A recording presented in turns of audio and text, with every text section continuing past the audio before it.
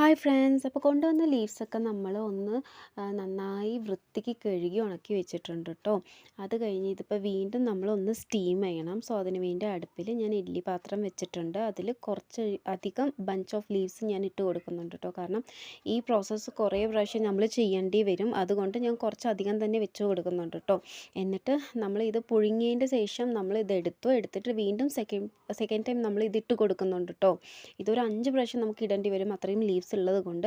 അപ്പോൾ ഈ ഉണങ്ങിയ ലീവ്സൊക്കെ നമ്മൾ ഇങ്ങനെ ഇട്ട് കൊടുക്കുന്നുണ്ട് കേട്ടോ. സെപ്പറേറ്റ്ലി ഇട്ട് കൊടുക്കുന്നുണ്ട്. സോ പെട്ടെന്ന് ഉണങ്ങാൻ കിട്ടും നമുക്ക്.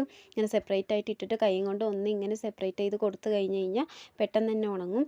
അപ്പോൾ ഓരോ പ്രാവശ്യം ആകുമ്പോഴും നമ്മൾ ഇങ്ങനെ തന്നെയാണ് ചെയ്യുന്നത്, ഇങ്ങനെ ഉണക്കുക. ഇപ്പോൾ സെക്കൻഡ് ടൈം ആയി കഴിഞ്ഞു, അതിനെടുത്ത് വെച്ചിട്ട് വീണ്ടും തേർഡ് ടൈം നമ്മൾ ഇട്ട് കൊടുക്കുന്നു. അപ്പോൾ ഇതൊക്കെ ഒന്ന് ഇങ്ങനെ സെപ്പറേറ്റ് ആയിട്ട് ഇട്ട് കഴിയുമ്പോഴത്തേനും നമുക്ക് പെട്ടെന്ന് ഉണങ്ങി കിട്ടും. അത് എടുത്തതിൻ്റെ ശേഷം ഇങ്ങനെ ഉരുട്ടാട്ടോ. ഉരുട്ടി കഴിയുമ്പോഴാണ് കറക്റ്റ് ആ പ്രോപ്പർ ഗ്രീൻ ടീ റൗണ്ടായിട്ട് നമുക്ക് കിട്ടുള്ളൂ കേട്ടോ. ഇതാണ് അതിൻ്റെ പ്രോസസ്സ്, ഇതാണ് മെയിൻ. നന്നായി ഉരുട്ടണം. ആ ഉരുട്ടുന്നതിലാണ് കേട്ടോ ആ ഗ്രീൻ ടീ എങ്ങനെയാണെന്ന് അറിയുള്ളൂ. കാരണം അത്രയും ഇങ്ങനെ ഉരുണ്ടി കിട്ടണം. കണ്ടില്ലേ, സൂം ചെയ്ത് കാണിക്കാൻ ഇങ്ങനെയാണ്. അപ്പോൾ നമ്മൾ കുറച്ചധികം ഒക്കെ ഉരുട്ടി ഇങ്ങനെ വെച്ചിട്ടുണ്ട്. കണ്ടില്ലേ, എൻ്റെ കൈയൊക്കെ കര ആയിട്ടുണ്ടാവും. കാരണം അത് ഞാൻ ഉരുട്ടിയതാണ് കയ്യിൽ. അപ്പോൾ ഇതാണ് കേട്ടോ, ഇങ്ങനെയാണ് കേട്ടോ ഗ്രീൻ ടീ ഉണ്ടാക്കുക. പ്രീമിയം ക്വാളിറ്റി ഗ്രീൻ ടീ നമ്മുടെ കൈ കൊണ്ട് തന്നെ നമ്മുടെ എസ്റ്റേറ്റിൽ നിന്ന് കസ്റ്റമേഴ്സിനെ എത്തിക്കുക എന്നുള്ളതാണ് നമ്മുടെ ലക്ഷ്യം. അപ്പോൾ അങ്ങനെയാണ്, എൻ്റെ കൈ കൊണ്ട് ഉണ്ടാക്കിയതാണ്. അപ്പോൾ കണ്ടില്ലേ, ഇതിനി ഒരു 3 പ്രാവശ്യം വെച്ചിട്ട് 3 ദിവസം വെച്ചിട്ട് ഉണക്കി കഴിഞ്ഞ് കഴിഞ്ഞാൽ റെഡിയാവും.